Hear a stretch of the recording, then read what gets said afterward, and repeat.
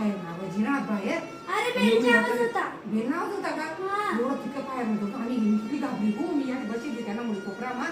तर मी कोणते ना म्हणतो रिमोट जांभली राहिली कवडेच ती तर रिमोट जांभलीचं म्हणतं टी व्ही लावू म्हणतो टी व्हीवर घेऊ म्हणतं मला